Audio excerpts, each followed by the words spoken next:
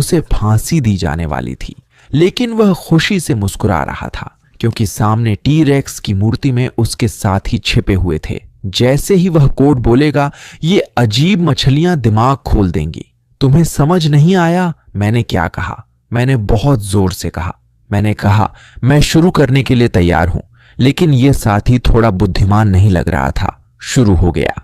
बड़ी लड़ाई के बाद भी नायिका का मूर्ख और मीठा स्वभाव अभी भी बना हुआ है। प्लान ए है घूमकर जाना, पर वह बहुत भूखा है। प्लान बी है बकी को चारा बनाना, फिर खरगोश का इंतजार करना। प्लान बी है बकी को चारा बनाना, फिर खरगोश का इंतजार करना। प्लान बी है बकी को चारा बनाना, फिर खरगोश का इंतजार करना। प्लान बी है बकी को चारा बनाना, फिर खरगोश का इंतजार करना। प्लान बी है बकी को चारा बनाना, फिर खरगोश का इंतजार करना। प्लान बी है बकी को चारा बनाना, फिर खरगोश का इंतजार करना। ये दोनों चीजें चाहने का क्लासिक उदाहरण है। इस संत में कोई उसकी आदत नहीं है। लूसी ने सीधे गोली मारकर बकी के गले की रस्सी काट दी। दोनों पक्षों में युद्ध छिड़ गया, फिर भी उसने दुश्मन पर घातक वार नहीं किया।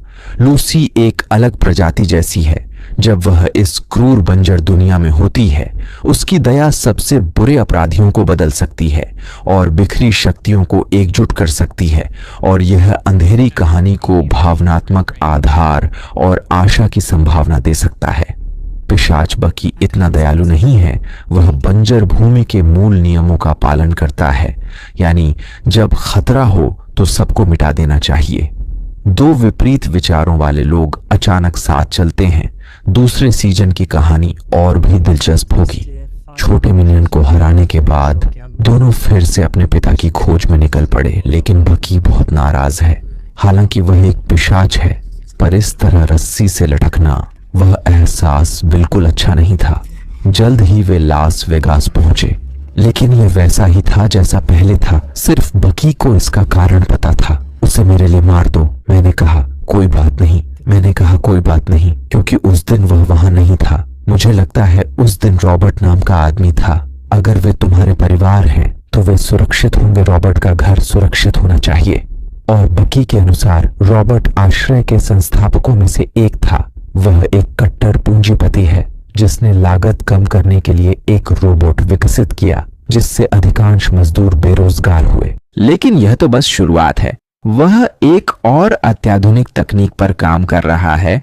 इसकी प्रभावशीलता जांचने के लिए उसने आम लोगों पर प्रयोग किए। मुझे बस चाहिए कि आप इसे अपनी गर्दन के पीछे रखें और फिर वह पैसा अपने पास रखें। मैं कैसे आपके इस्तेमाल किए हाथ को तोड़ सकता हूं? देखें, क्या आप ध्यान देंगे? फिर हम पैसे ले लेंगे। ये बेवकूफ लोग।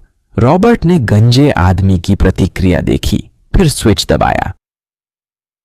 गंजा आदमी तुरंत शांत हुआ। रॉबर्ट ने जल्दी से एक बेसबॉल बल्ला दिया। मुझे उम्मीद है आप मेरी मदद कर सकते हैं। अचानक गंजा आदमी मुड़ा, बल्ला उठाया और अपने साथियों पर हमला कर दिया। बिना किसी दया के पास खड़ा रॉबर्ट बहुत खुश था। उसे नहीं पता था कि यह प्रयोग अभी शुरुआती दौर में है, पर नतीजे इतने अच्छे हैं। लेकिन जल्द ही उसने देखा कि गंजा आदमी उसकी ओर क्रोध से देख रहा है। यह कोई अच्छी बात नहीं है। स्पष्ट है कि यह उपकरण उतना अच्छा नहीं है। वापस जाकर इस पर और शोध करना होगा। समय 200 साल आगे बढ़ा। एक छोटे तालाब के किनारे पहुंचे। बकी अपनी बंदूक बस आगे बढ़ें और रास्ता पूछें। इतना घबराने की जरूरत नहीं है। लूसी को कभी उम्मीद नहीं थी कि यह पिस्सू सूप वास्तव में असली पिस्सू है।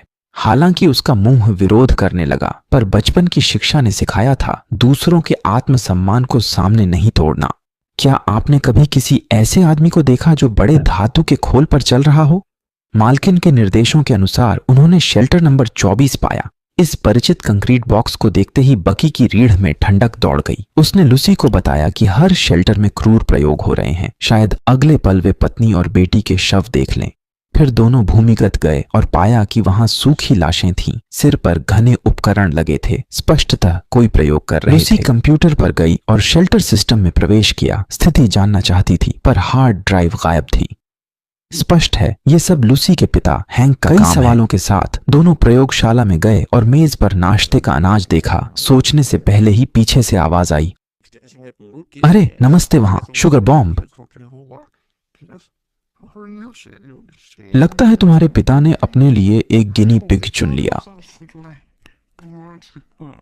तुम्हें क्या चाहिए? मैं सब कुछ ठीक करता हूं। शुगर बॉम्ब, घर जाओ।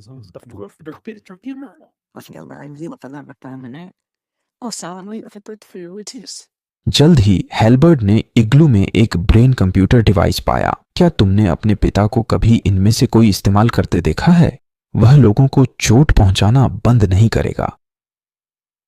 ये हैंक की अफवाहें लगती हैं और 200 साल बाद भी यह शोध अभी तक सफल नहीं हुआ है। बेहतर होगा कि हम आगे बढ़ें।